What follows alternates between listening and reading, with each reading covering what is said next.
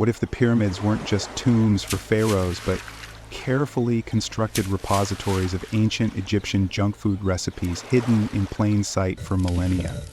What if the hieroglyphs weren't just telling stories of gods and kings, but meticulously documenting the precise ratios of honey to dates in a forgotten dessert? Tonight, we won't chase that secret. Instead, we will find our peace in the slow, deliberate study of everyday life in ancient Egypt, the surprisingly mundane, often repetitive, and utterly delicious details of their snacks and feasts. We'll uncover the surprisingly relatable world of ancient Egyptian food, from the simple pleasures of bread to the luxurious indulgences reserved for the elite. We'll delve into the ingredients, the preparation, and perhaps even the occasional culinary disaster. So before you get comfortable, take a moment to like the video and subscribe to Snooze Stories for more relaxing explorations into history.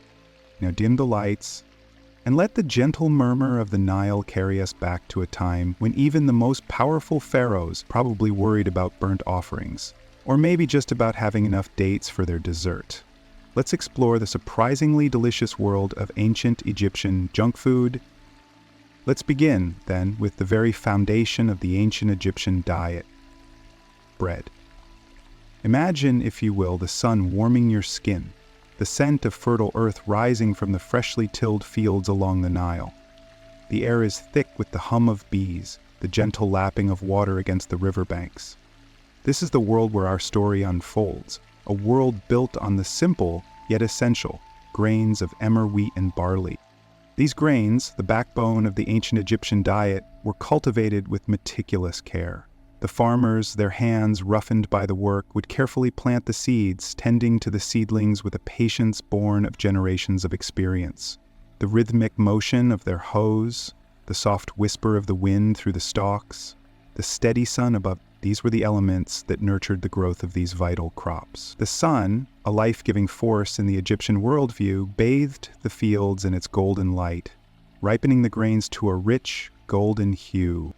Harvest time was a period of communal effort, a time of shared labor and celebration. The sound of scythes cutting through the ripe stalks, the rustling of leaves underfoot, the feeling of the sun on your shoulders, all would have been part of the experience. The harvested grain, heavy with the promise of sustenance, would then be carefully gathered, bundled, and transported to the threshing floors. Here, the grains would be separated from the stalks, a process that involved the rhythmic beating of the grain against the ground, the soft thudding a hypnotic lullaby to the senses. The chaff, the lighter husks, would be blown away by the wind, leaving behind the precious kernels of emmer wheat and barley, the very essence of life itself. And then, the grinding. Imagine the slow, steady rhythm of the grinding stones, the repetitive motion easing you into a deeper state of calm. The sound, a low hum that permeates the air, a comforting drone that soothes the mind and body. The rough texture of the stones, the gradual transformation of the hard grains into a fine flour. It was a tactile experience as much as a physical one. This flour, the product of patient labor and careful craftsmanship, was the very heart of ancient Egyptian bread making. The bread itself, often flat and unleavened, was a simple yet essential part of daily life. It was baked in simple ovens often built into the ground, and the warmth from the glowing embers would gently caress the dough, transforming it into a crusty, satisfying loaf. The aroma of freshly baked bread, earthy and warm, would have permeated the air, a comforting scent that spoke of nourishment and security. The taste, a simple, wholesome flavor, would have been appreciated in a way we, with our complex culinary palate, may struggle to comprehend. It was the embodiment of sustenance, the reward for the efforts of the farmers, bakers, and everyone involved. The process was repeated daily, and sometimes several times a day, a rhythmic cycle mirroring the rhythm of life itself in ancient Egypt. The baking of bread was a daily ritual, a connection to the earth, a reminder of the simple pleasures of life. The sight of the loaves cooling on earthenware tiles, the warmth radiating off of them, the feel of the rough, coarse texture.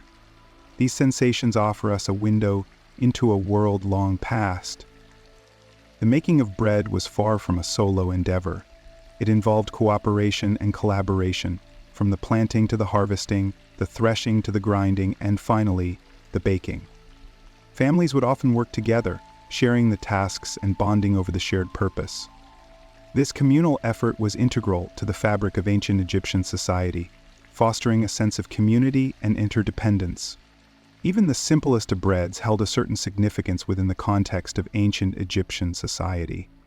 Their value wasn't merely nutritional. It represented a bond with the land, the culmination of countless hours of labor and the continuation of a long-standing tradition.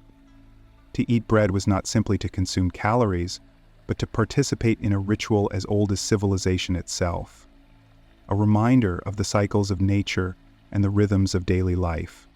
The process, from the planting of the seeds to the final loaf, was a cycle of patient work, a repetitive sequence that fostered mindfulness and tranquility.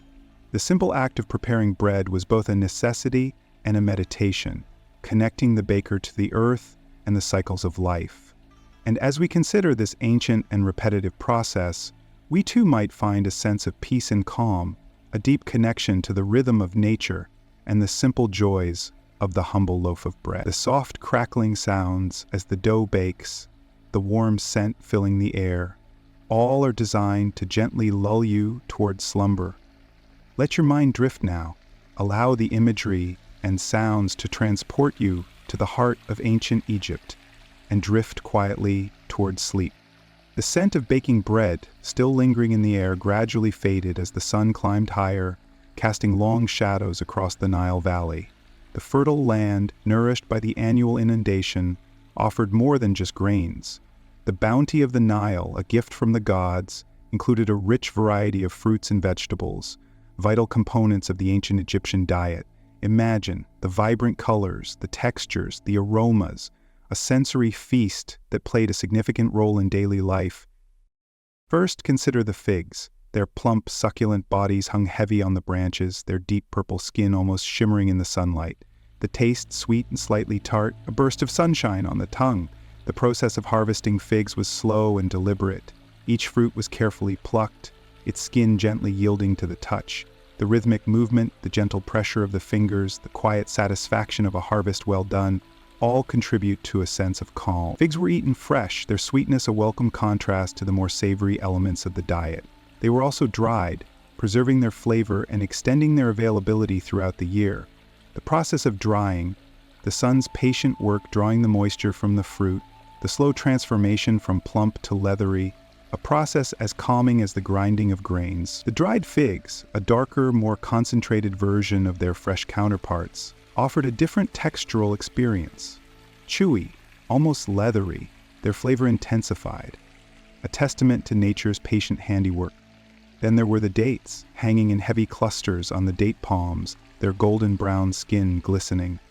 The dates, a staple in the Egyptian diet, offered a different kind of sweetness, rich and honeyed, their texture ranging from soft and yielding to firm and slightly crisp, depending on their ripeness. The sight of the date palms, tall and elegant, their fronds swaying gently in the breeze, creates a sense of tranquil strength. Harvesting dates required skill and care, a patient climbing of the trees, the careful gathering of the precious fruit, the soft rustling of the fronds overhead. Dates, like figs, were both consumed fresh and preserved, their sweetness providing a much-needed energy boost. Beyond figs and dates, the Nile Valley offered a remarkable diversity of other fruits. Grapes, their skins ranging from deep purple to light green, their juice sweet and refreshing. Pomegranates, their leathery exterior concealing a multitude of ruby-red seeds, their juicy sweetness a delightful contrast to their tartness. Apples and pears, less common but still present, their tastes familiar even today, a link between past and present. Each fruit had its own season, each bringing its unique color, flavor, and texture to the Egyptian table. The rhythmic cycle of growth, ripening, and harvest, repeated year after year, provided a predictable sense of comfort and security. The fruits were complemented by an array of vegetables, staples of the daily diet. Onions, their pungent aroma filling the air, their taste sharp and flavorful. Garlic, its similar, stronger aroma, adding another layer of complexity to the cuisine. Leeks and lettuce providing a refreshing contrast to the richness of the other ingredients. Cucumbers, their coolness a welcome respite from the desert heat, and melons, their sweet, juicy flesh offering a welcome contrast to the often savory flavors of other dishes. Each vegetable had its specific role in the Egyptian culinary landscape, each contributing its unique qualities to the overall balance of taste and nutrition.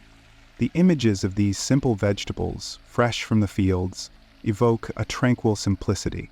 The slow, repetitive movements involved in washing, peeling, and chopping these vegetables would have been soothing in their own way. The cultivation and harvesting of these fruits and vegetables were interwoven with the lives of the Egyptians. Families worked together in the fields, the shared labor a source of unity and bonding.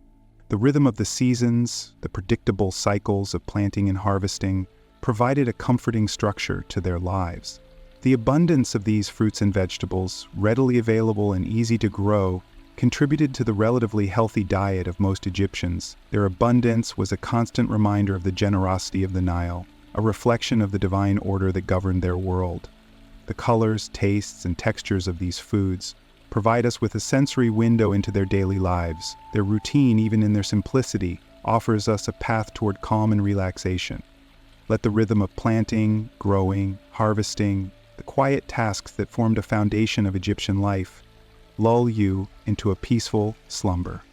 The gentle breeze rustling the leaves of the date palms, the warm sun on your skin, the sweet taste of figs lingering on your tongue. Drift off to sleep now, and may your dreams be filled with the bounty of the Nile. The abundance of the Nile's bounty extended beyond fruits and vegetables. The river's fertile banks also supported a thriving system of animal husbandry, providing the Egyptians with meat, milk, and other essential resources. The gentle rhythm of animal care, the repetitive tasks of feeding, watering, and tending to their needs, formed another layer in the fabric of their daily lives. Imagine the quiet mornings, the slow rise of the sun, painting the eastern sky in soft hues of orange and pink, as farmers tended to their flocks and herds, the bleating of sheep, the lowing of cattle, the soft clucking of hens.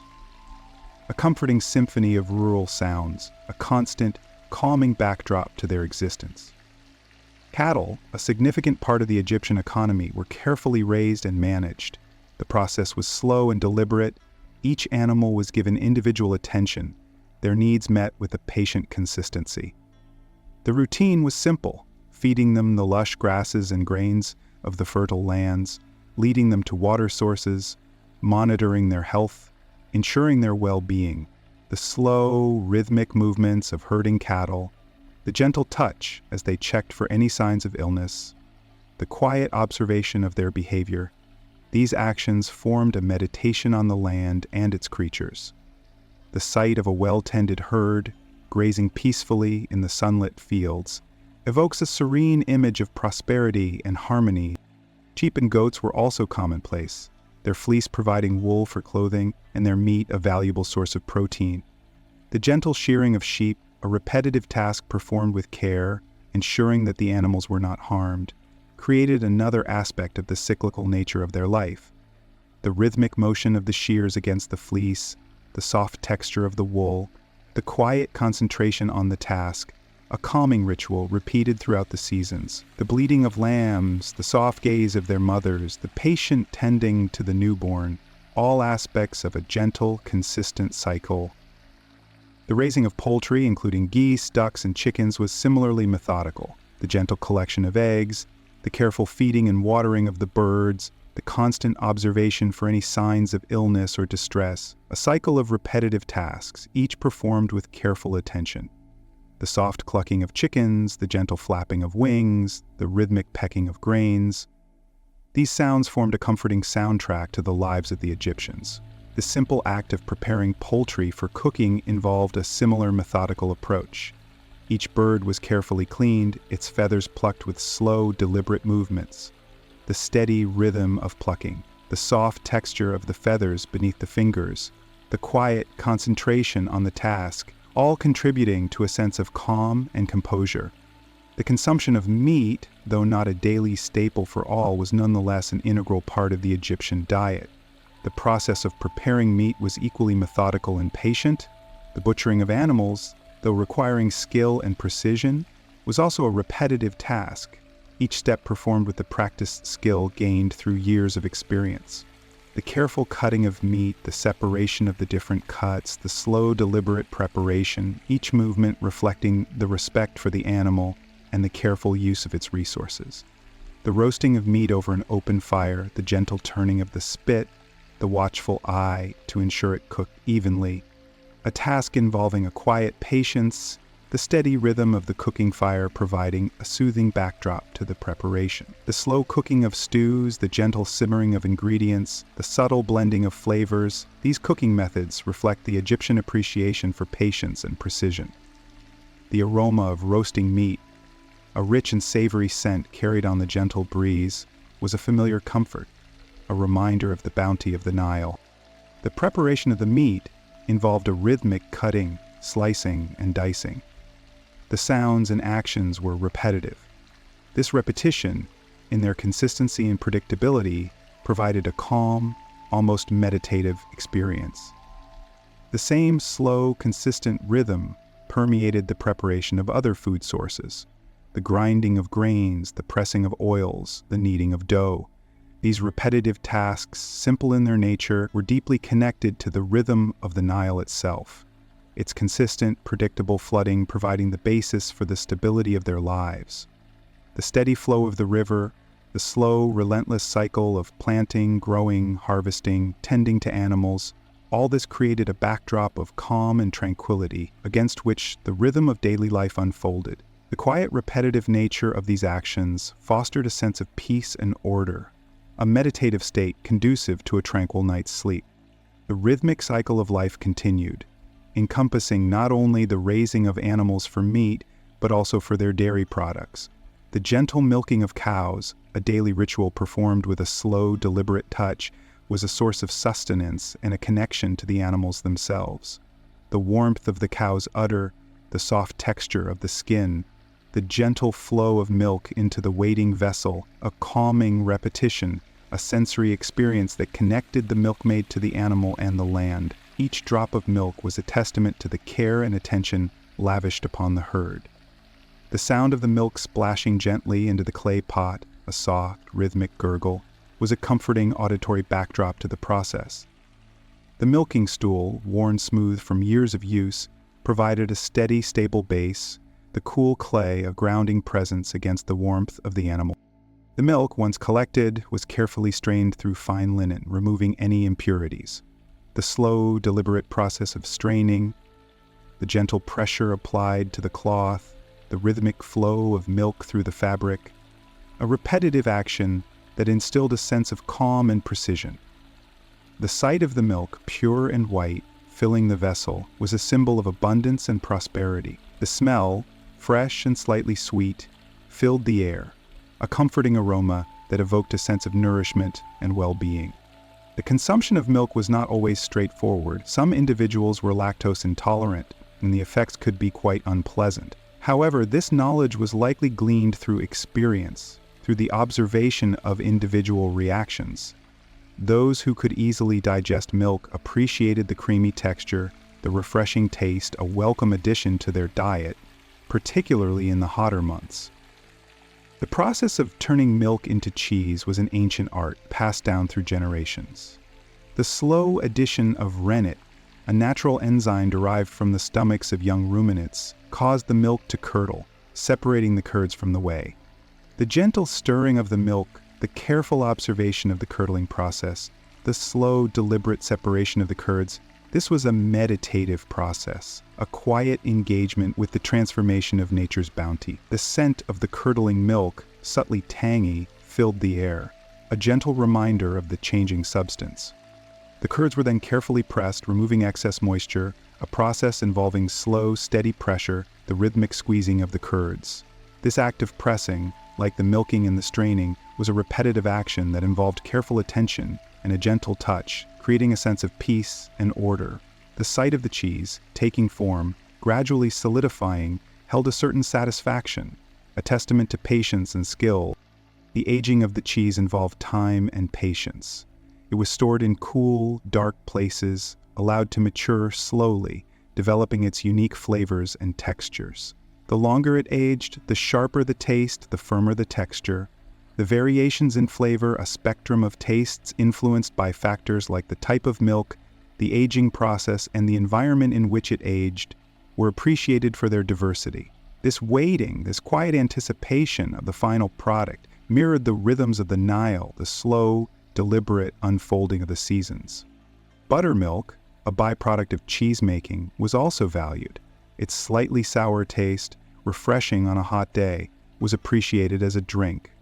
The texture, light and slightly creamy, differed from the richness of milk, offering a unique taste experience. Its use beyond drinking extended to culinary applications, adding a touch of tang to various dishes. Butter, another dairy product, was created by agitating milk or cream, a process requiring time and patience. The rhythmic churning, the slow, steady movement, the gradual separation of butter fat from the buttermilk, this too was a calming, meditative process. The aroma of fresh butter, rich and slightly sweet, was a comfort, a sign of abundance and prosperity. Its smooth, creamy texture, its delicate flavor, made it a highly prized ingredient in many Egyptian dishes. The preparation, use, and consumption of dairy products in ancient Egypt were deeply interwoven with the daily rhythm of life, with the cycle of seasons, with the tending to animals, with the gentle flow of the Nile. The repetitive nature of their production, the slow, deliberate actions involved in each step, created a meditative experience, a sense of calm and order. The sensory details, the sights, the smells, the sounds, the textures, evoked a sense of peace and contentment, a feeling conducive to restful sleep. The quiet contentment of a life lived in harmony with nature, nourished by its bounty. A life where the rhythm of daily tasks brought a sense of quiet satisfaction and tranquility. The cool, smooth surface of the clay pot, still faintly warm from the freshly churned butter, was a tactile comfort.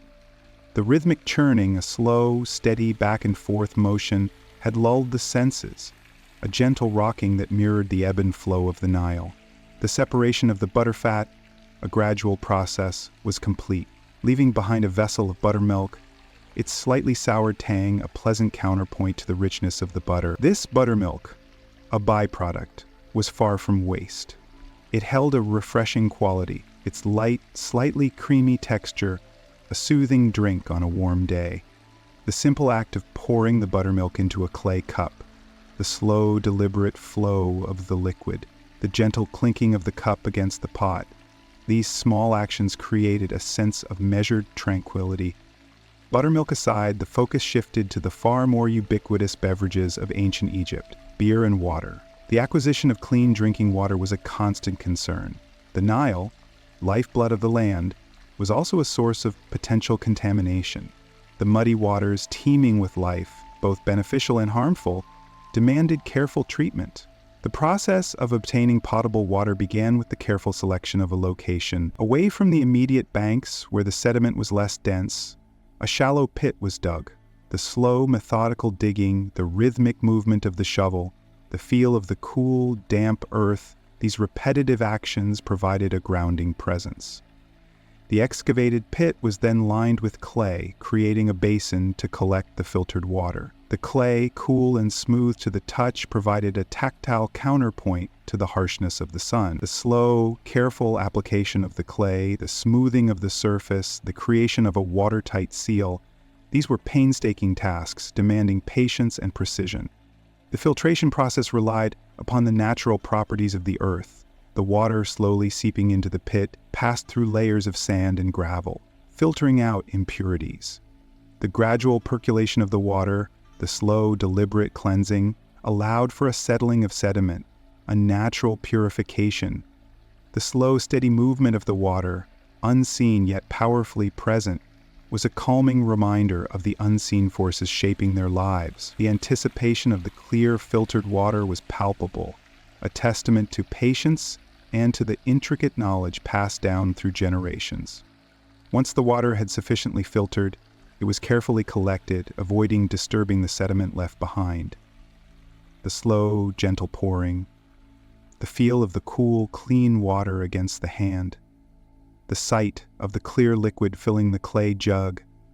These sensory details evoked a quiet satisfaction. The aroma, faintly earthy yet clean, was a testament to nature's purification process. The consumption of this filtered water, so carefully prepared, was a testament to both respect for the Nile and appreciation of the essential nature of hydration. The simple act of drinking, the slow, deliberate swallowing, the feeling of refreshment, these simple pleasures represented the culmination of effort, patience, and skill. But alongside this careful process lay the readily available and arguably more popular beverage, beer.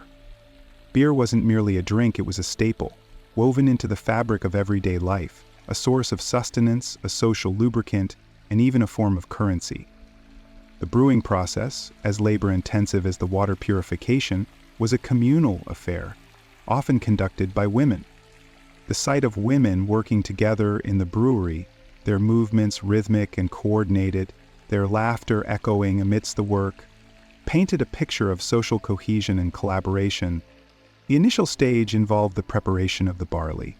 This process, slow and deliberate, involved the washing of the grain, the gentle removal of impurities and careful sorting, the slow, repetitive movements of cleaning and sorting, the feel of the barley grains between fingers, the earthy aroma filling the air. These sensory details helped create a calming atmosphere amidst the process. The malting of the barley followed, a process of germination controlled to enhance the sugar content. The process, requiring a constant vigilance, involved regular turning of the grain, maintaining consistent moisture and observation for optimal germination. The rhythmic turning of the barley, the feeling of the damp grain, the gradual changes in texture and smell, all contributed to the meditative, almost hypnotic quality of the work. The subsequent mashing of the malted barley, a slow, methodical process of grinding and mixing with water, extracted the sugars necessary for fermentation.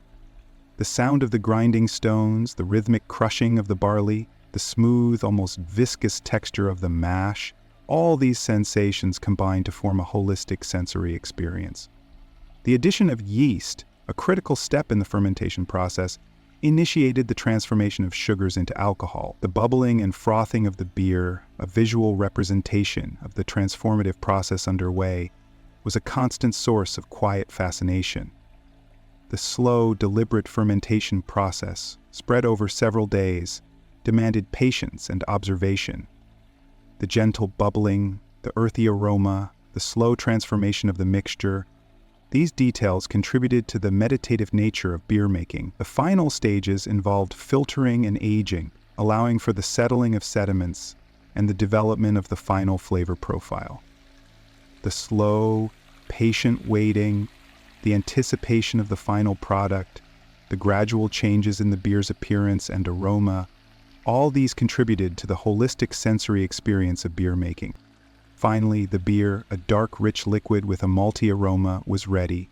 The slow, deliberate pouring of the beer into clay jugs, the careful sealing to maintain freshness, the quiet satisfaction of a job well done. These concluded the process, ready for consumption, and a quiet, restful sleep. The smell of the freshly brewed beer, faintly sweet and earthy, filled the air, a testament to the ancient art of brewing and the rhythmic processes involved. The sensory experience was one of quiet satisfaction, a harmonious blending of effort and reward. The ubiquitous nature of this beverage, readily accessible to various social classes, played a significant role in the daily life of ancient Egyptians, supplementing their diets and adding a certain charm and relaxation to their daily routine. The gentle sloshing of beer as it was poured, the soft clinking of the pottery as it was handled, served to further foster a calming sensation and contribute to a sense of peaceful rest. The rhythmic clinking of pottery, the soft murmur of conversation, the low hum of contented sighs, these sounds accompanied the consumption of the beer, a shared experience that transcended social boundaries. The taste, subtly sweet and malty, lingered on the tongue, a comforting familiarity in the midst of daily life, But there were times when the ordinary rhythm of life gave way to celebration, when the simple pleasures of beer and bread were elevated to feasts, brimming with abundance and shared joy. These celebrations, often tied to the agricultural cycle and the rhythms of the Nile, were a testament to the Egyptian appreciation for both the bounty of the land and the communal spirit. The preparation for a festival began days, sometimes weeks in advance. The air buzzed with anticipation, a collective excitement that mirrored the preparations unfolding in homes and temples alike. Imagine, if you will, the slow, methodical process of cleaning and decorating homes, the gentle sweeping of floors, the careful polishing of pottery, the arrangement of flowers, their subtle fragrance permeating the air, the rhythmic movement of hands, the soft brush of fibers against earthenware, the delicate placement of blossoms. These small acts contributed to a sense of calm anticipation, a gentle building of excitement. The food itself, the heart of any Egyptian celebration, was a testament to the diversity and abundance of the land. Imagine the slow, deliberate process of preparing the feast. Picture the rhythmic chopping of onions and leeks, their pungent scent filling the air, a comforting and familiar aroma. The feel of the knife against the vegetables, the satisfying thud as each piece is severed. These sensory experiences added to the meditative preparation, the grinding of spices, cumin and coriander, their earthy aromas mingling to create a complex and comforting scent, the soft whirring of the grinder, a gentle rhythm against the background of conversation and laughter, all added to the calming atmosphere. The centerpiece of many feasts was often roasted meat, usually beef, mutton, or fowl. Visualize the slow turning of the meat over the fire, the gradual browning of the skin, the tantalizing aroma that wafted through the air. The crackling of the fire, a gentle counterpoint to the soft hum of conversation, was both comforting and exciting. The feeling of the heat radiating from the fire, the anticipation of the succulent meat. These sensory details added to the overall experience. The slow, careful carving of the meat, the sharing of the food amongst friends and family. These were rituals as much as they were culinary acts, highlighting a sense of community. Bread, always a staple, took on a celebratory role during feasts, often presented in larger, more elaborate forms. Imagine the soft, warm loaves, their crusts golden and fragrant, the smell filling the air, an invitation to share and partake. The feel of the soft dough, the warm crust against the skin, the taste of the simple yet satisfying bread. These sensory details created a sense of contentment and community. Fruits and vegetables in abundance during harvest times added bursts of color and flavor to the feasts. Grapes, figs, dates, and melons, their colors vibrant, their aromas sweet and fragrant, represented the land's bounty. The juicy sweetness of the fruit, the satisfying crunch of a fresh vegetable, these sensations added to the overall experience of abundance and joy.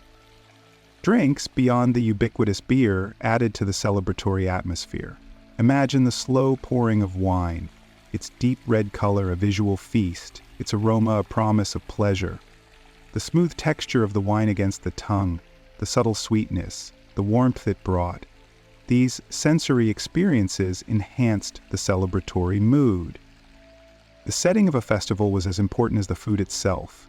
Imagine gatherings under the open sky, the gentle warmth of the sun, the soft glow of lamps at night, the rhythmic sounds of music and song adding to the overall atmosphere. The texture of the earth underfoot, the warmth of the sun, the cool night air, the sounds of laughter and conversation, the sight of friends and family gathered together, all of these created a comforting, communal, and relaxing setting. The slow, deliberate pace of the festival, the shared enjoyment of food and drink, the sense of community and shared joy, these elements combine to create an environment of relaxation and peace. The rhythmic movements of dancers, the melodic sounds of music, the shared laughter and conversation, all contributed to a calming and peaceful atmosphere. A stark contrast to the often relentless toil of daily life. The festival was a respite, a time to celebrate and appreciate the bounty of the land and the bonds of community. The slow fading of the sun, the peaceful settling into the quiet night, the culmination of the celebration, a return to the ordinary but with a renewed sense of gratitude, contentment, and a peaceful slumber. The quiet night following the festival, a night punctuated only by the gentle chirping of crickets and the occasional hoot of an owl, slowly gave way to the dawn. The lingering sweetness of the fruits from the previous day's feast, particularly the dates, still clung to the air, a subtle reminder of the abundance and joy of the celebration. Dates, those oblong treasures of the desert, held a special place in the ancient Egyptian diet, a sweetness that was both rare and highly prized. Imagine the slow, deliberate process of harvesting these fruits, the careful picking of the ripe dates from the palm trees, their rich, deep brown color hinting at their intense sweetness. The feel of the fruit in the hand, its smooth skin, its satisfying weight, a simple pleasure appreciated by all who partook in the harvest. The sweetness of dates, unlike the more readily available flavors of the Nile's bounty, was a luxury, not a daily occurrence. Consider the meticulous care involved in preparing dates for consumption. Imagine the gentle washing of the fruit, the removal of any blemishes, the slow, careful separation of the dates from their pits, the rhythmic action of the hands, the gentle pressure applied to extract the pit, the soft texture of the fruit. These small, repetitive tasks creating a soothing rhythm. The pits themselves, discarded, yet never truly wasted, often found use as fuel for small fires or, ground finely, as a component in animal feed. Honey, another source of sweetness, was even more highly valued than dates. The process of honey production, a delicate dance between humans and nature, required considerable skill and patience. Picture the ancient Egyptian beekeepers, their movements slow and deliberate as they approached the hives, their respect for the bees palpable. Imagine the soft hum of the bees, a constant background drone, a natural lullaby to those who worked with them. The careful extraction of the honey, a process that required skill and gentleness to avoid agitating the bees, was a testament to the reverence held for these industrious insects. The golden honey, thick and viscous, flowed slowly from the combs, its rich aroma filling the air, a subtle sweetness that permeated the senses. Imagine the honey dripping slowly, each drop a tiny golden jewel. The sticky texture of the honey, its intense sweetness, its smooth texture against the tongue, a truly unique experience reserved for special occasions and significant individuals. The small clay pots used to store the honey, their surfaces carefully sealed to preserve the precious contents, were a testament to the value placed upon this exquisite delicacy. The rarity of both honey and dates meant their inclusion in the daily diet was unusual. Think of the slow, measured way in which these treats were used: a small spoonful of honey to sweeten a beverage, a few choice dates offered as a dessert, or a small part of a festive offering. These were not ingredients used liberally, they were treasured and used sparingly, their presence elevating the everyday meal into something special. The use of these sweeteners was often entwined with religious practices. Honey, in particular, held symbolic significance, representing the sun's life-giving power and the sweetness of the afterlife. Imagine the offering of honey cakes to the gods, their golden hue gleaming under the temple lights, their sweet aroma a tribute to divine favor. The slow, careful placement of these offerings, a ritual performed with respect and reverence, was a reflection of the deep-seated beliefs of the ancient Egyptians. Even the serving of these sweet treats was a deliberate affair. Imagine the small, exquisitely decorated bowls, carefully crafted from clay or stone, used to hold the honey or dates. The delicate patterns, the smooth surface, the weight of the bowl in the hand, each element contributing to the sense of occasion. The slow, mindful eating of these delicacies, a few bites savored and appreciated, emphasized the importance and rarity of these treats. The scarcity of honey and dates not only restricted their use in daily life, but also highlighted their value as goods of trade.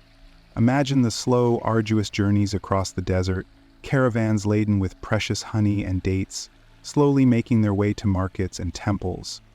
The rhythmic movement of the camels, the steady pace of the journey, the vastness of the landscape, all contributing to a sense of the effort and significance involved in bringing these treasures to their destination.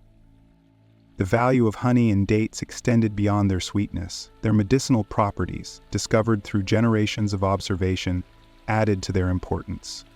Imagine the slow preparation of honey-based remedies, used to soothe ailments and promote healing, the gentle mixing of honey with herbs and spices, the soft stirring of the concoction, the belief in its restorative power, all reflecting a deep connection between food and health. As the sun sets on this consideration of ancient Egyptian sweets, we remember the slow, deliberate pace of life, the appreciation for the small pleasures, and the reverence for the natural world, all reflected in the careful consumption and preservation of honey and dates.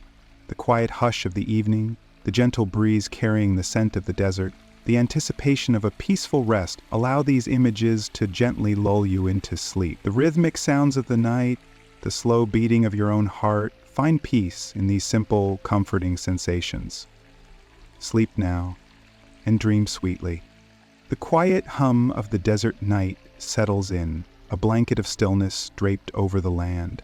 As the stars begin their slow, deliberate ascent, let us turn our attention to another aspect of the ancient Egyptian diet, the spices and flavorings that, while limited in variety compared to later periods, played a crucial role in shaping the taste and texture of their meals. Unlike the precious sweetness of honey and dates, spices were more readily available, though their acquisition still required time, effort, and often trade. Imagine the slow caravans, laden not with golden honey but with sacks of dried herbs and pungent spices, slowly making their way across the sands.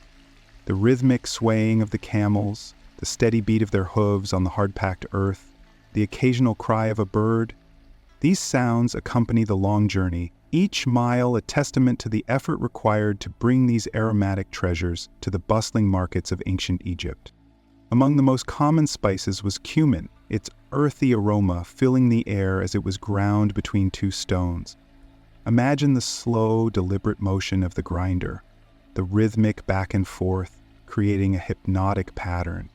The fine powder, a deep brownish red, was then added to stews and breads, lending a warm, slightly bitter flavor that complemented the other ingredients. The aroma of cumin, faintly sweet and smoky, lingers in the air, a subtle reminder of the ancient kitchens where it was so carefully prepared. Then there is coriander, its seeds offering a slightly citrusy note, a welcome counterpoint to the richness of meats and the earthiness of vegetables. Picture the small, pale seeds, gently crushed between the fingers, releasing their aromatic oils. Their fragrance, delicate yet distinct, is a whisper of the fields where they were grown, a subtle link to the land and the seasons. The slow, deliberate addition of coriander to dishes, a pinch here, a sprinkle there, carefully balancing the flavors, is a testament to the ancient Egyptian understanding of culinary harmony.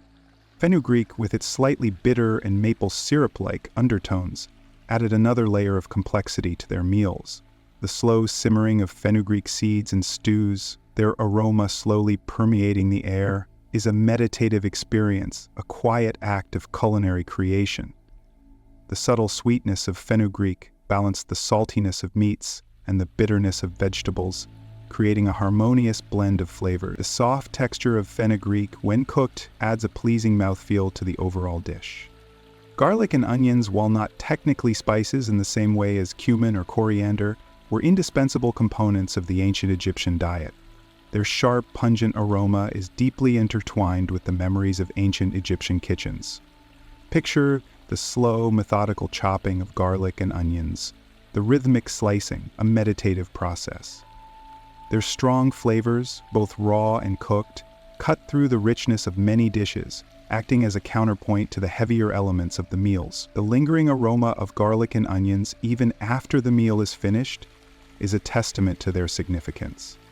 The scarcity of some spices also meant that ancient Egyptians relied heavily on the natural flavors of their ingredients. Imagine the fresh herbs, plucked directly from gardens and fields, their bright green leaves adding vibrancy to the dishes.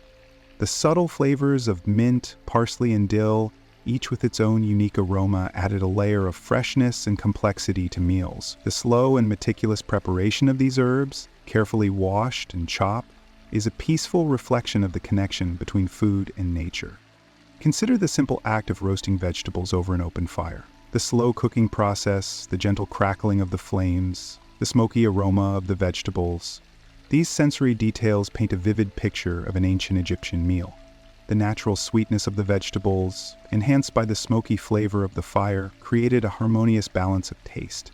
The slow charring of the vegetables on the exterior and the tender center, these textural contrasts add complexity.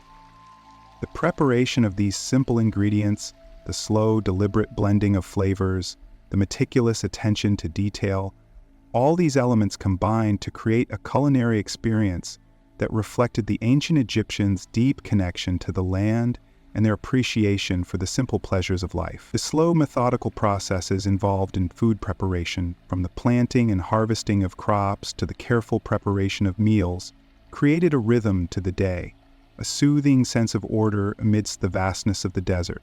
As the night deepens, the desert air cools, carrying the faint scent of spices and herbs on the gentle breeze. Let the rhythmic sounds of the night, the quiet rustling of leaves, the soft chirping of crickets, lull you into a state of deep relaxation. The slow, steady rhythm of your own breath, the calming beat of your heart, these are the natural lullabies that will guide you to a peaceful night's sleep. Sleep now, and dream of ancient kitchens filled with the subtle aroma of spices and the quiet hum of ancient Egyptian life. The scent of spices fades slightly as the night deepens, yielding to the subtler aromas of nuts and seeds, less prominent but equally essential to the ancient Egyptian diet. Imagine, if you will, the slow, deliberate cracking of a walnut shell, the rhythmic sound, a gentle counterpoint to the quiet hum of the night. The kernel within, a creamy ivory, is rich and oily, a concentrated source of energy and sustenance.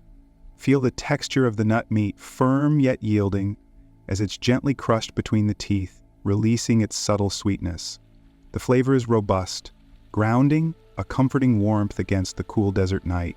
Each walnut, carefully selected and cracked, represents a small act of mindful consumption, a connection to the earth and its bounty. Consider the pistachio, its shell a delicate shade of rose pink, its interior a vibrant emerald green. Picture the slow, patient process of shelling the pistachios, each one a tiny puzzle to be solved. The rhythmic click of the shell's opening, a gentle percussion against the quiet stillness of the night, creates a calming auditory experience. The taste, subtly sweet and nutty, offers a delicate counterpoint to the richness of the walnut. Its texture, tender yet firm, is a gentle pleasure for the palate. The slow, deliberate enjoyment of each pistachio, a small act of mindful eating, promotes a sense of tranquility and appreciation for the simple pleasures of life. Then there are the almonds, their shells a pale beige, almost the color of sand under the desert moon. The act of shelling almonds, a repetitive motion, can be strangely soothing. Imagine the slow, steady pressure of the fingers, the satisfying crack of the shell as it yields to gentle force, revealing the creamy, pale almond within. Their flavor is both sweet and slightly bitter, a complex interplay of flavors that lingers pleasantly on the tongue. The texture, smooth and creamy, is both satisfying and comforting. The slow, methodical consumption of almonds, one by one, is a meditative practice, fostering a sense of calm and quiet contemplation. Moving on to the seeds, we encounter the sesame seed. Tiny and ovoid, their pale cellar skins glistening subtly in the lamplight. Imagine the slow, careful grinding of these seeds, their delicate fragrance filling the air, a subtle perfume of earth and sun. The rhythmic motion of the grinder, a hypnotic back and forth, is a meditative process, conducive to deep relaxation. The ground sesame seeds, a pale ivory powder, were added to breads, cakes, and stews, lending a subtly nutty and slightly sweet flavor. Their texture, fine and almost powdery, adds a delicate smoothness to baked goods and a mild earthiness to stews. The slow blending of sesame seeds into the dough, the gentle kneading of the bread, these actions, however simple, promote a state of serene focus. The humble flaxseed, small and brown, is another noteworthy example. These tiny seeds, packed with nutrients, were an important source of dietary fiber and omega-3 fatty acids. Imagine the slow, deliberate grinding of flax seeds, their earthy aroma filling the ancient kitchen, creating a sense of warmth and comfort. The resulting powder, a dark brown, was mixed into breads and porridges, adding a subtle nuttiness, and a slightly chewy texture. The slow, rhythmic grinding of the seeds, the gentle mixing of the powder into the dough, is a calming process, promoting a quiet sense of peace. Sunflower seeds, too, held a place in the ancient Egyptian diet. Their shells, a muted dark gray, enclose a creamy interior, much like the humble almond. Imagine the slow process of shelling these seeds, the gentle pressure of the fingers, the quiet satisfaction of releasing the kernel within. The flavor, mildly sweet and nutty, offers a pleasant contrast to the other seeds and nuts. The texture, crisp and slightly oily, provides a welcome textural variation in the ancient Egyptian diet. The rhythmic act of shelling and consuming the seeds, a simple repetition, induces a meditative state. These nuts and seeds, considered treats and snacks rather than the staples of the daily diet, were not merely sources of sustenance. They were also symbols of wealth, luxury, and social status. Imagine the slow, careful unwrapping of a gift, perhaps a small pouch filled with fragrant pistachios, or a carefully carved wooden box containing a collection of almonds. The recipient, savoring each nut or seed, would feel a sense of appreciation for this thoughtful gesture. These small acts of gifting, however simple, represent a deeper social connection and reveal something of the intricate social fabric of ancient Egypt. The quiet consumption of these nuts and seeds, a small act of self-care, a mindful indulgence, creates a sense of calm and contentment. Let the slow, repetitive images and sensations of shelling, grinding, and tasting these ancient treats wash over you as you drift towards a deep, restful sleep. Let the rhythmic sounds of the night, the gentle breeze carrying the faint scent of nuts and seeds, lull you into a state of peaceful slumber. Sleep now and dream of the simple pleasures of ancient Egyptian life. The quiet contentment of savoring those ancient snacks fades gently into the broader context of food preservation in ancient Egypt. Preservation, you see, was as crucial as the cultivation itself. The Nile's bounty wasn't constant. The rhythms of flood and drought dictated the availability of fresh produce. To ensure sustenance throughout the year, the ancient Egyptians developed ingenious methods of preserving their harvests. Techniques passed down through generations, whispered secrets of the sun-baked earth. Let's begin with drawing, a simple yet effective method. Imagine the sun, a benevolent giant in the endless azure sky, gently warming the harvested fruits and vegetables. Picture rows of figs, plump and purple, laid out on mats of woven reeds, their skins slowly shrinking, their sugars concentrating into a sweet, chewy essence. The sun's heat, a patient hand, draws the moisture from the flesh, leaving behind a concentrated burst of flavor. The rhythmic chirping of crickets, a gentle soundtrack to the slow process of desiccation, adds a soothing ambiance. Each fig, a miniature sun-dried jewel, would eventually find its way into storage jars, awaiting the cooler months. The same gentle process applied to dates, their deep brown skins becoming wrinkled and leathery, their sweetness intensified by the sun's embrace. The slow, deliberate drying of these fruits, a patient dance with the elements, ensured their availability long after the harvest. Then there are the onions, their pungent aroma filling the air as they lay drying in the sun. Imagine their outer skins, initially a vibrant green, slowly turning to a deep golden brown, papery and thin. The air, infused with the sharp tang of drying onions, is a fragrant reminder of the bounty of the land. Each onion, transformed by the sun's patient hand, holds within its layers a concentrated burst of flavor, ready to be added to stews, breads, and sauces. The slow, steady transformation of the onions, a testament to the ancient Egyptians' resourcefulness, creates a comforting visual rhythm. The slow, gentle drying of the onions is a meditative process, promoting a calm and peaceful atmosphere. The process was not merely practical, it also had a spiritual significance, mirroring the cyclical nature of life and death, renewal and regeneration. Drying was not confined to fruits and vegetables. Fish, too, were often dried in the sun. Picture rows of small fish laid out on mats of papyrus, their silvery scales shimmering in the sun. The sun's heat slowly draws the moisture from their flesh, preserving them for later consumption.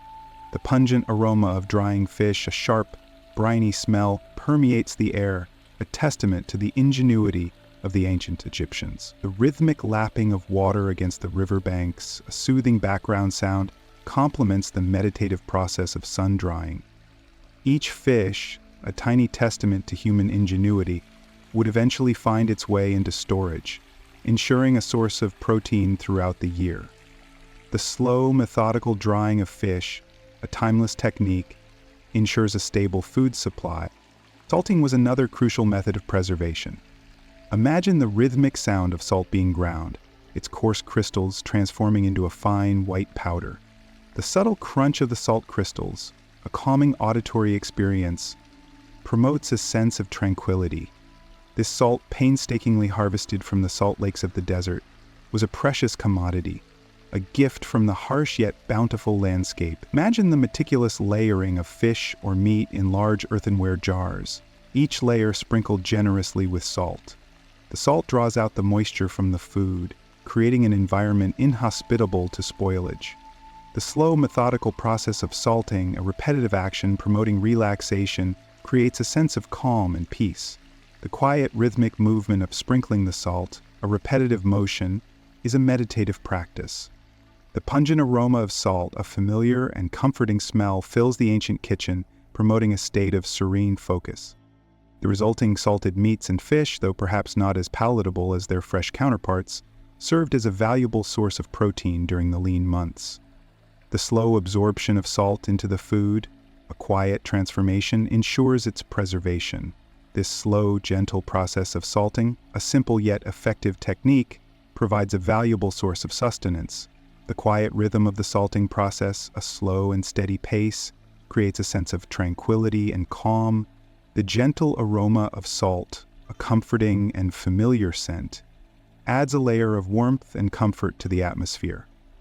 The slow, careful packing of the salted food into storage jars, a mindful activity, is a meditative practice, fostering a sense of calm and quiet contemplation.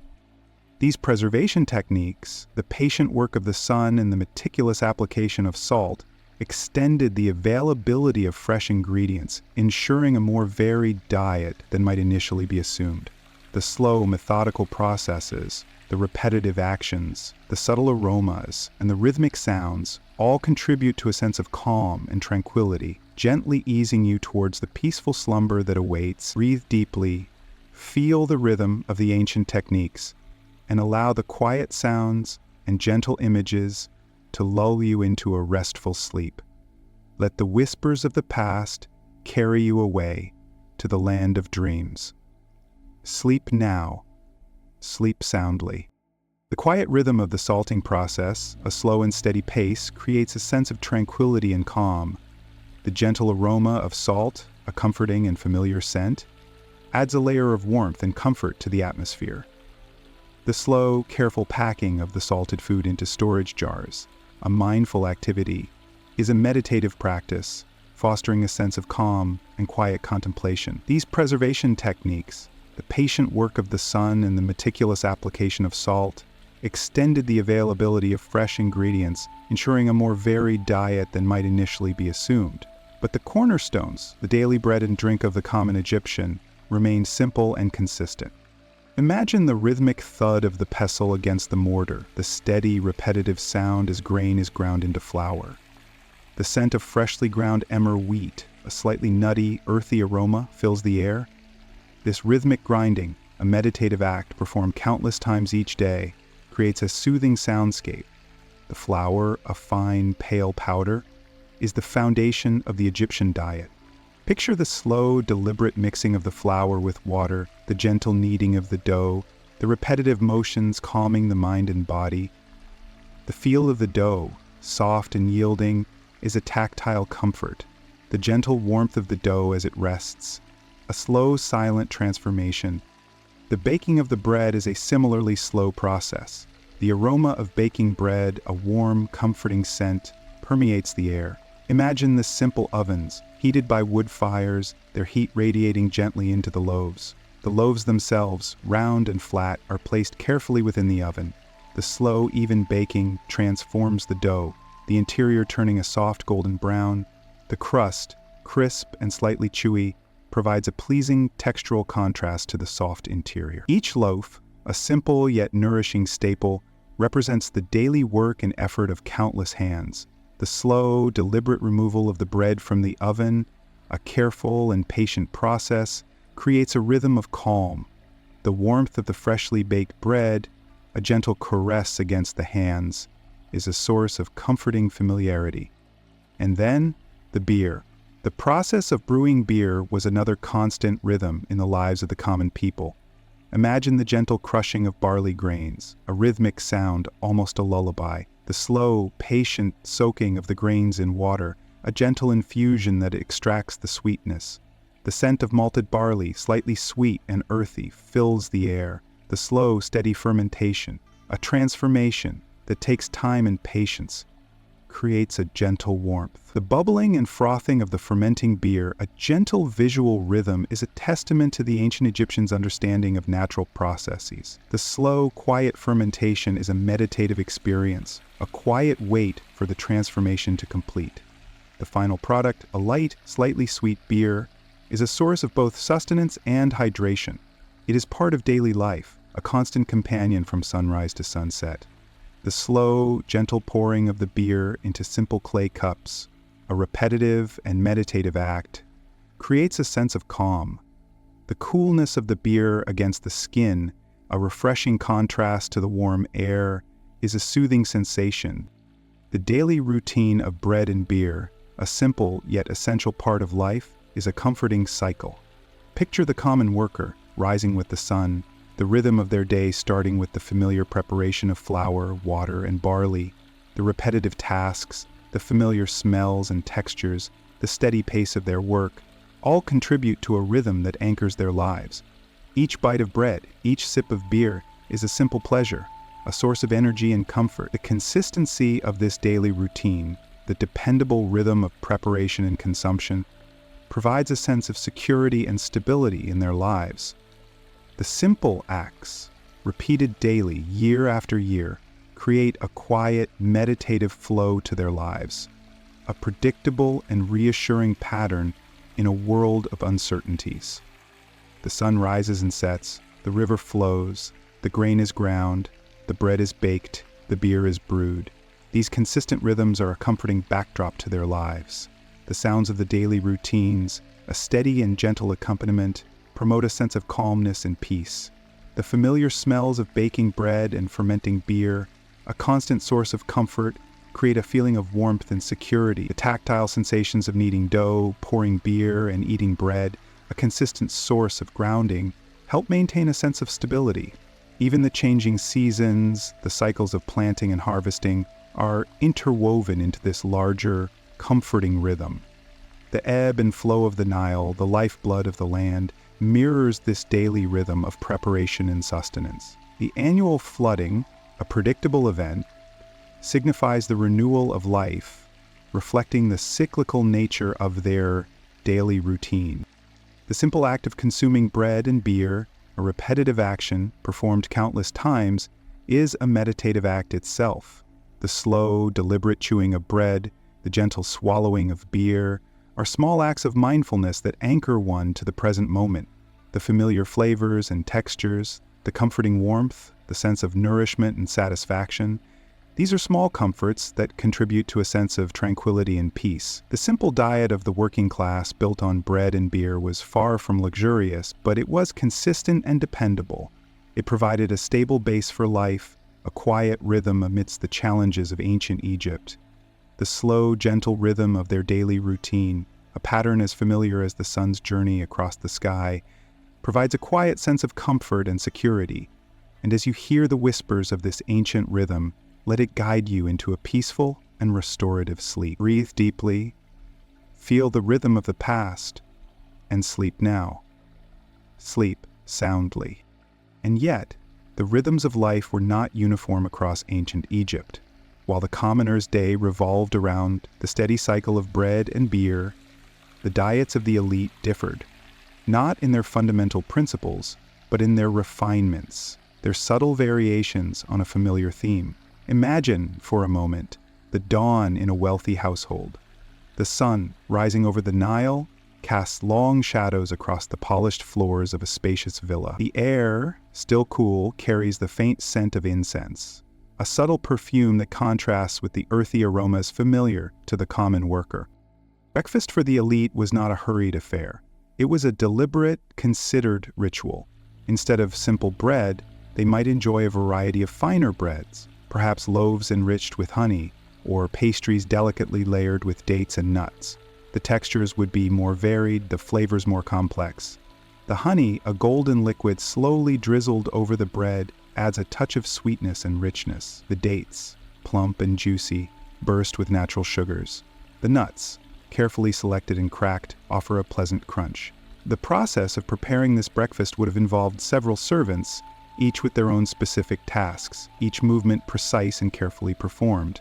The rhythmic slicing of bread, the gentle pouring of honey, the careful arrangement of fruits and nuts, these are all slow, repetitive motions, creating a sense of calm and order.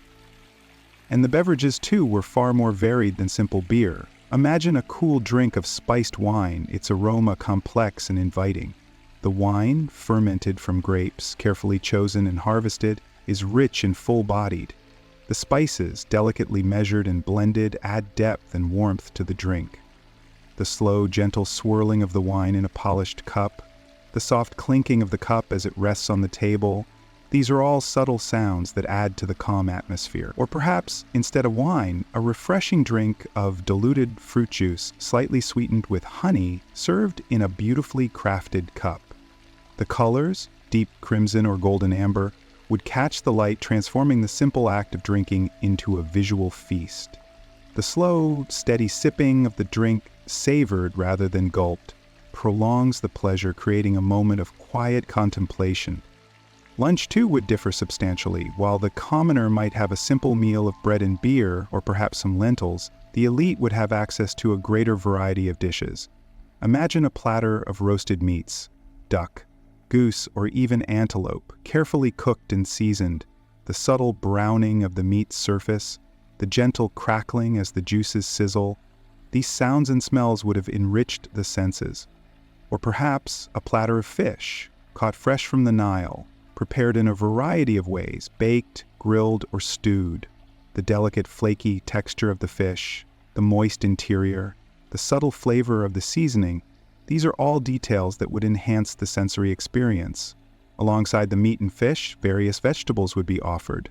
Lettuce, onions, and cucumbers, dressed with a light vinaigrette. The simple act of slicing the vegetables, a meditative rhythm, would have been a part of the preparation process. The crisp, fresh flavors of the vegetables, the coolness against the tongue, these sensory experiences would further heighten the pleasure of the meal. And dinner? This would have been the main meal, the most lavish and elaborate. Consider a feast, a lavish spread of dishes arranged on intricately carved tables. The slow, careful placing of each dish, the thoughtfulness and artistry in the presentation would all create an atmosphere of grace and elegance.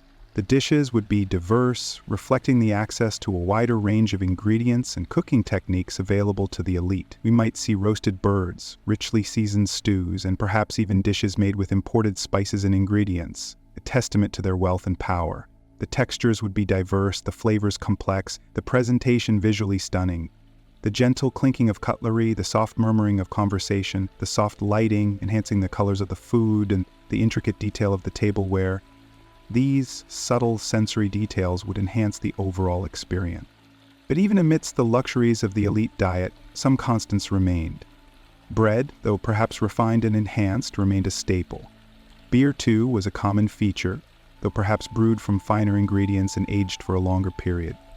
The rhythms of daily life, while subtly different in their execution, retained a foundational consistency. The careful preparation of food, the measured serving, the considered consumption, these were all elements that maintained a similar structure to the daily rhythm of the commoner, though executed with greater refinement and attention to detail. The slow, deliberate processes of food preparation and consumption, the careful attention to detail, the focus on the sensory experiences of taste, texture, and smell, these all contributed to a unique yet familiar rhythm, a quieter and perhaps more contemplative, but equally anchoring cycle of life for the Egyptian elite.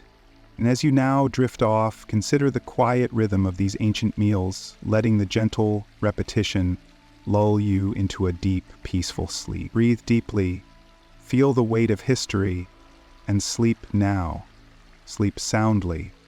And now, let us consider the rarer elements, the whispers of distant lands carried on the winds to the Nile. The elite, with their access to extensive trade networks, enjoyed occasional glimpses of exotic fruits and spices, their arrival a cause for quiet celebration, a small ripple in the predictable rhythm of daily life. Imagine, for a moment, the anticipation. News travels slowly, but eventually word arrives.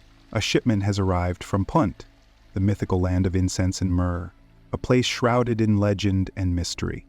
The journey itself is a story of patience and endurance, a testament to the skill and determination of the sailors who braved the open sea, their vessels laden with precious cargo. The slow, deliberate unpacking of these treasures, a careful, methodical process, is a visual representation of the journey's length and difficulty. Consider the spices first. Myrrh, its resinous tears carefully collected and transported, arrives in heavy chests, their wooden surfaces worn smooth by the long sea voyage. The aroma, rich and earthy, fills the air as the chests are opened. Each piece, a dark, glistening fragment, is handled with reverence, its scent a reminder of faraway lands. Imagine the careful grinding of the myrrh, the slow, rhythmic motion of the pestle and mortar, the fragrant dust settling on the nearby surfaces, or frankincense. Its scent delicate and sweet, a contrasting note to the earthiness of the myrrh. The pale, translucent tears are equally prized, their ethereal quality adding a touch of magic to the mundane. The meticulous weighing of each spice, ensuring the precise measurement for a particular dish, is a quiet ritual, a small act of precision amidst the larger rhythms of life. And the fruits. Imagine the arrival of dates, plump and succulent, their skins a deep, rich brown, their flesh sweet and satisfying. These are not the common dates grown locally, but varieties from distant oases, cultivated under a different sun, their flavor subtly distinct. Each date is handled with care, its surface gently examined, its sweetness assessed. The careful slicing of the dates, the slow, deliberate separation of the flesh from the pit, are actions that amplify the experience. Or consider figs. Their skins, perhaps a deep purple or a lighter green depending on the variety. Their texture, smooth and yielding, the sweetness bursting on the tongue, is a moment of exquisite pleasure. The preparation of these fruits often involved meticulous cleaning, careful removal of stems and blemishes, a demonstration of the respect afforded these rare delicacies. A servant might spend a considerable amount of time ensuring that each fruit is in perfect condition, their rhythmic movements contributing to the quiet atmosphere of the kitchen. These exotic imports were not consumed daily. Their rarity heightened their value, transforming them into symbols of wealth and status. Their infrequent appearance on the tables of the elite served as a reminder of the vast trade networks that connected Egypt to the wider world, and of the dedication and skill involved in bringing these treasures across great distances. The consumption itself was a slow, mindful act, each bite savored, each aroma appreciated. It was a ritual, a small break in the otherwise predictable rhythm of life. Imagine the careful arrangement of the fruit on a platter, the contrasting colors of the exotic imports against the familiar hues of local produce. The presentation was as significant as the taste, creating a subtle visual display of wealth and sophistication. The presentation of these rare ingredients was a carefully choreographed affair, reflecting the importance of social hierarchy. The spices might be subtly incorporated into a stew, their aroma enhancing the more familiar flavors of meat and vegetables. The fruits, perhaps served on a separate platter, might accompany a dessert or form a part of a larger display of elaborate dishes. Each element is deliberately placed, each ingredient carefully chosen, reflecting the careful balance of tradition and novelty, of the familiar and the exotic. Even the simplest act of serving these imports carried a sense of occasion. A polished vessel, perhaps of alabaster or faience, its surface cool and smooth to the touch, would be carefully selected to display the treasures. The gentle pouring of a spiced wine, its aroma complementing the exotic fruits, adds another layer to the experience. The slow, deliberate act of pouring, the quiet clinking of the vessel as it rests on the table, these subtle sounds contribute to a sense of peace and tranquility, a tranquil reflection on the rare gift of these faraway tastes. The conversations surrounding the meal, though perhaps infrequent and low in volume, emphasize the event's significance, the quiet appreciation for the exceptional and unique. Each sip, each bite, a deliberate moment of sensory engagement, a small act of luxury that punctuated the slow rhythm of daily life. And as you settle further into your slumber, remember the quiet anticipation, the careful preparation, the mindful consumption, and sleep. Sleep soundly now. Sleep. The quiet appreciation for the exceptional extended beyond the fruits and spices themselves. Consider the honey, for instance. Not the common honey, gathered from the ubiquitous bees that buzzed lazily amongst the wildflowers of the Nile Delta, but the rare, dark honey, harvested from the remote oases, a honey infused with the unique floral notes of desert blooms. Imagine the texture, thick, almost viscous, its deep amber color hinting at its intense sweetness. A single spoonful, carefully extracted from a small, intricately carved jar of glazed pottery, would be a luxury, a small taste of the sun-drenched lands, far from the river's fertile embrace. The faint, almost imperceptible scent of wild thyme or desert sage, clinging to the honey's rich aroma, added another layer of complexity to its already exquisite flavor. The slow, deliberate movement of the spoon, the careful placement of the honey onto a delicate pastry or a slice of rare fruit, was a small act of reverence, a quiet acknowledgement of the distance traveled and the effort expended to obtain this sweet treasure. Then there are the nuts, not the common almonds ubiquitous and readily available, but the rarer pistachios, their shells a pale green, their kernels a vibrant shade of emerald. The arduous process of cracking open each shell, the slight resistance yielding to gentle pressure, the satisfying release of the nut's fragrant interior. These small acts are a reminder of the value and scarcity of these imported delicacies. The faint, earthy flavor of the pistachio, a welcome contrast to the sweetness of the honey or the dates, was a testament to the ingenuity and skill of those who cultivated and transported them. Each nut, carefully selected and meticulously presented, contributed to the overall experience, a sensory symphony orchestrated to delight the palate and soothe the soul. And what of the sweets themselves? We are not speaking of the simple cakes, made from barley flour and dates readily available to the common folk. No, these were confections of a different order, crafted with an artistry and precision befitting their esteemed recipients. Imagine a confection made with honey, sesame seeds, and finely ground nuts, perhaps pistachios or almonds. The mixture carefully kneaded and shaped into small, elegant cakes. The slow, patient process of kneading the dough, the gentle pressure of the hands, the rhythmic motion of the baker's arms, all contributing to the final product's delicate texture and subtle sweetness. The cakes might be adorned with a sprinkle of ground spices, a hint of myrrh or frankincense, adding a complex layer of flavor, further enhancing the already refined taste. The presentation of these cakes, often arranged on delicately painted pottery platters, was as important as their taste. Each cake is carefully placed, its position on the platter considered, the arrangement carefully curated to achieve a subtle harmony of color and form. Or consider the pastries, filled with a mixture of dates, nuts, and honey, their delicate crust a testament to the baker's skill. The slow, methodical process of preparing the dough, the precise measurement of ingredients, the even folding and layering of the pastry, these were all vital elements in the creation of these delectable treats. The gentle heat of the oven, the subtle scent of baking dough and spices filling the air. These sensory experiences were integral to the overall creation, further enhancing the experience. Imagine the soft texture of the pastry, the subtle sweetness of the filling, the delicate interplay of flavors and textures, a symphony for the senses, a small taste of paradise. These were not simply desserts. They were works of art, expressions of wealth and symbols of status. The preparation of these elaborate sweets was not a hasty affair. Each ingredient was carefully sourced, each step in the process meticulously executed. The quiet concentration of the chefs, the rhythmic movements of their hands, the hushed atmosphere of the kitchen, all these elements contributed to the overall ambiance. It was a quiet ritual, a private performance enacted for the privileged few. The consumption of these delicacies was similarly measured. Each bite was savored, each flavor carefully considered. The slow, deliberate pace of the meal, the quiet conversations amongst the guests, the subtle clinking of cups, all these details contributed to the overall sense of occasion.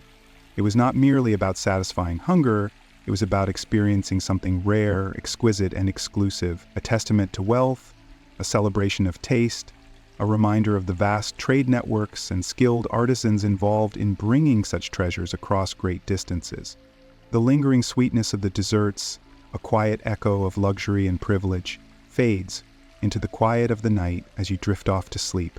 Sleep now, sleep, the lingering sweetness of the honey, the faintest whisper of time, the satisfying crunch of the pistachio. These sensations, still vivid in the memory, lead us to consider the very concept of indulgence within ancient Egyptian society. It wasn't simply a matter of consuming more, it was about the quality of the consumption, the deliberate savoring of rare and exquisite ingredients. The honey, for example, wasn't just any honey. It was honey sourced from specific regions, known for the unique floral profiles imparted to their nectar by the local flora. The delicate, almost imperceptible differences in aroma and flavor, a hint of acacia, a whisper of wildflower, were appreciated by those with the palate and the means to discern them. These subtle nuances, often lost on the average citizen, were markers of refined taste, indicators of access to a wider network of trade and supply chain. Consider the fruits. While dates and figs were staples, readily available to most, certain rarer fruits, perhaps brought in from distant lands across the Red Sea or by caravan from the Levant, held a special significance. A plump, ripe pomegranate, its ruby seeds glistening under the lamplight, was not merely a source of nourishment.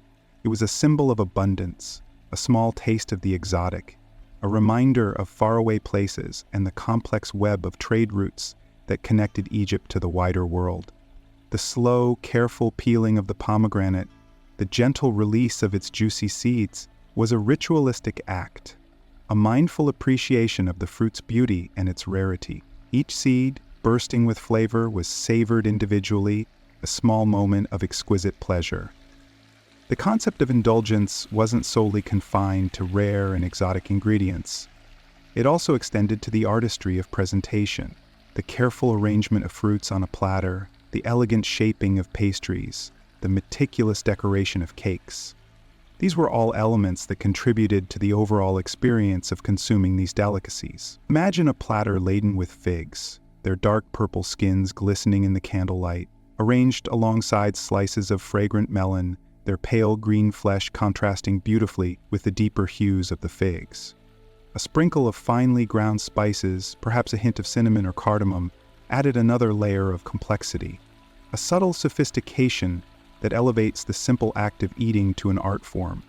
The containers themselves also played a vital role in this ritual of indulgence. A small, intricately carved wooden box holding a selection of dried fruits, its surface adorned with intricate carvings depicting scenes from nature or mythology, a glazed ceramic bowl filled with a medley of nuts and seeds, its vibrant colors reflecting the light. These were not merely functional objects. They were works of art in their own right, designed to enhance the overall experience. The smooth, cool touch of the pottery against the fingertips, the gentle weight of the box in the hand, the visual appeal of the arrangement of the food, all contributed to the senses. The act of sharing these delicacies further amplified the experience of indulgence.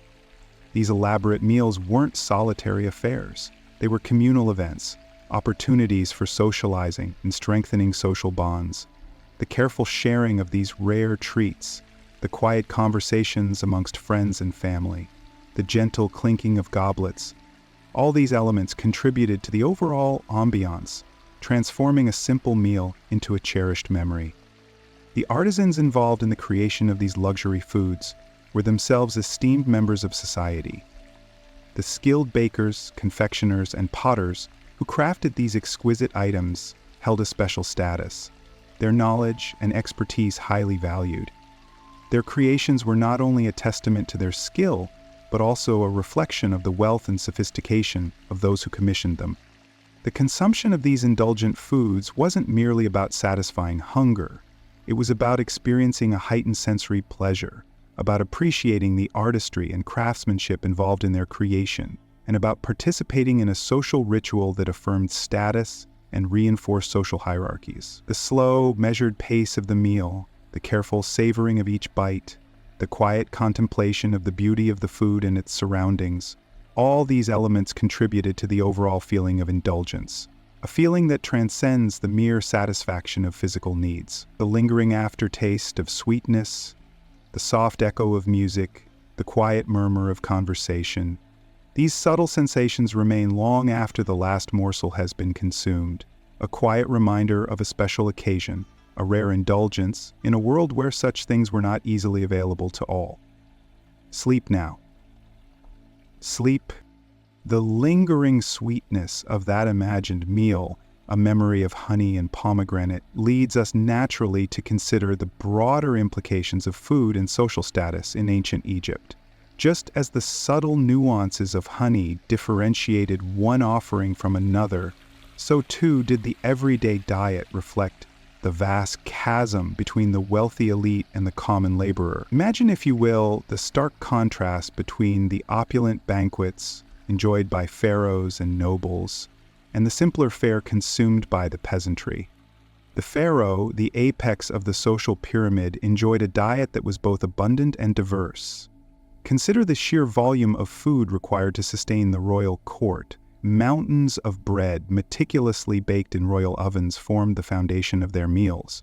Not just any bread, of course, but bread made from the finest emmer wheat, ground to a silken flour and leavened with yeast cultivated with painstaking care. The loaves themselves were often sculpted into elaborate shapes, adorned with intricate markings demonstrating the artistry and skill of the royal bakers. These loaves, carefully presented on intricately carved wooden platters, were accompanied by a vast array of meats. Roasted geese, their skin crisp to a golden perfection, sat alongside succulent ducks and plump pigeons. Beef, a rarer delicacy, was reserved for special occasions. Its rich flavor a testament to the wealth and power of the pharaoh. Fish, pulled fresh from the Nile, was another staple, its delicate flavor enhanced by simple seasonings, carefully selected to complement its natural taste. A variety of vegetables, grown in the fertile lands along the river, rounded out the meal. Onions, leeks, and garlic, their pungent aromas filling the royal kitchens, were not merely flavor enhancers, but also believed to possess medicinal properties. The rich, creamy texture of lentils, cooked to a tender perfection, added a hearty element to the meal, providing a necessary source of protein and fiber. Fruits, as previously mentioned, were abundant, their sweetness a welcome contrast to the savory dishes. Dates, figs, and grapes grown in the royal orchards were readily available, while rarer fruits, imported from distant lands, were reserved for special occasions. Contrast this abundance with the simpler fare consumed by the average Egyptian. Their diet, while generally healthy and nourishing, lacked the variety and abundance of the elite. Their bread, often made from coarser wheat, was less refined, its texture coarser, its flavor less delicate. Meat was a rare luxury, reserved for festivals and special occasions. Fish, more readily available, formed a significant part of their diet alongside vegetables such as onions, garlic, and leeks, which they grew in their small gardens or obtained from local markets. Lentils, beans, and barley formed the bulk of their meals, providing sustenance and energy for their daily work. Fruits such as dates and figs were commonplace, their sweetness a welcome addition to their simple meals. Their pottery, while functional, lacked the elegance and sophistication of royal tableware. Simple bowls and jugs, often made from plain clay, served their purpose, but lacked the artistic flair of the intricately carved wooden boxes and glazed ceramic bowls used by the elite. Even the act of eating was different. The peasants ate quickly, their meals a necessary source of energy for their hard labor. The slow, deliberate savoring of each bite, the careful appreciation of the food's artistry and presentation, was a luxury they could not afford. The difference in food consumption extended beyond mere quantity and quality. It encompassed social rituals and customs. Grand banquets were integral to the lives of the elite, opportunities for social interaction, the forging of alliances, and the display of power. Such elaborate feasts, replete with music, dancing, and exotic delicacies, were potent symbols of their status and influence. For the commoner, meals were more utilitarian, a necessary break in the cycle of daily labor, with little time or inclination for elaborate rituals or social displays. The subtle yet profound differences in food, its preparation, and its consumption, thus served as potent markers of social hierarchy, visible expressions of the vast inequalities that characterized ancient Egyptian society. The quiet murmur of a peasant's simple meal contrasted sharply with the lively chatter and clinking goblets of a pharaoh's feast. This difference in experience, deeply embedded in the daily realities of food and sustenance, served to highlight and maintain the rigid social order. The quiet hum of the Nile, the gentle sway of the papyrus reeds, the soft sounds of the desert wind. Sleep now, sleep. The quiet hum of the Nile, the gentle sway of the papyrus reeds, the soft sounds of the desert wind. Sleep now, sleep. Let us now consider the long-term health implications of this vastly different dietary landscape. The pharaoh, surrounded by an abundance of rich foods, faced a different set of health challenges than the peasant toiling in the fields. Imagine for a moment the sheer volume of rich meats, oils, and refined grains consumed by the royal court, the glistening fat of roasted goose, the creamy richness of lentils prepared with generous amounts of oil. These elements, while undeniably delicious, contributed to a diet high in saturated fats. The finely ground emmer wheat, while providing carbohydrates for energy, lacked the roughage of coarser grains, potentially leading to digestive issues over time. The constant availability of sweet fruits, while a delightful indulgence, might have contributed to dental problems, as sugar, even in its natural form, can erode tooth enamel.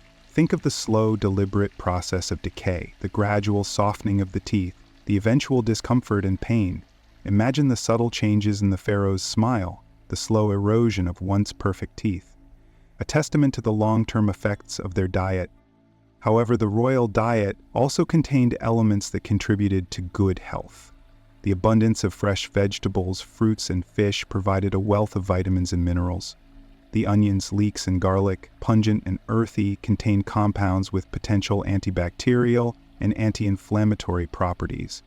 The fish from the Nile, rich in omega-3 fatty acids, provided crucial nutrients for brain health and cardiovascular function. Consider the intricate balance, the delicate interplay between the excesses and the benefits. The long, slow processes of digestion, the subtle assimilation of nutrients, the gradual building and wearing down of the body, these are the elements we must consider. The slow, steady accumulation of fat, the gradual erosion of the teeth, the subtle changes in energy levels over the years, these are all part of the story. The commoner's diet, while seemingly simpler, presented its own set of considerations.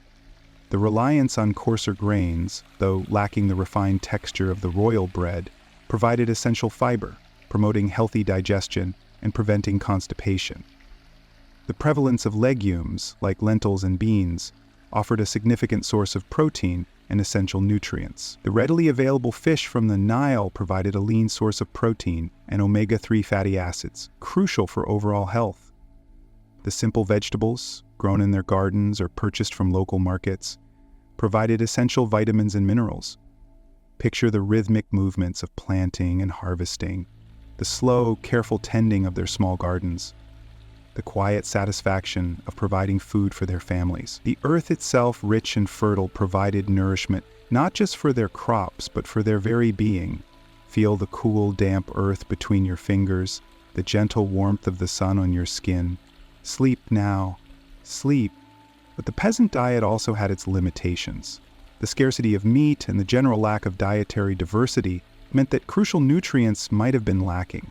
The constant physical exertion of their daily labor, combined with a relatively low calorie intake, could have led to fatigue and weakness. Imagine the weariness that accumulates over time, the slow draining of energy, the dull ache in their muscles after a long day's work, the relentless cycle of labor, the unending toil. These are the harsh realities of life for the average Egyptian. The simple, sturdy tools they used, the calluses on their hands, the rhythmic movements of their bodies, these are the marks of their hard work. The repetitive motions, the steady rhythm of work, the slow, calming rhythm, sleep now, sleep. The contrast between the two diets highlights the stark inequalities inherent in ancient Egyptian society. The abundance of the royal court stood in stark contrast to the relative scarcity of the peasantry. The long-term consequences of these dietary differences, the subtle yet significant impact on health and well-being, are a testament to the deeply ingrained social structures of the time. Imagine the slow, quiet accumulation of differences, the gradual divergence in health outcomes, the silent testament to the power of social inequality, the slow, rhythmic pulse of life along the Nile, the gentle lapping of the waters, the whisper of the wind through the reeds. Sleep now. Sleep. The differences were not just in the types of food, but in the quantity and quality. The abundance of oil and rich meats for the elite contrasted sharply with the reliance on grains and vegetables for the peasant.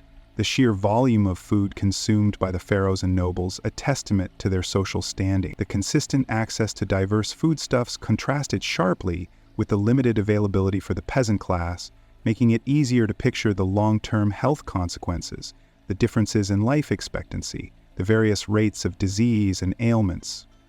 The quiet rhythms of the Nile, the slow, steady flow of the river, the calming sounds of nature. Sleep now, sleep.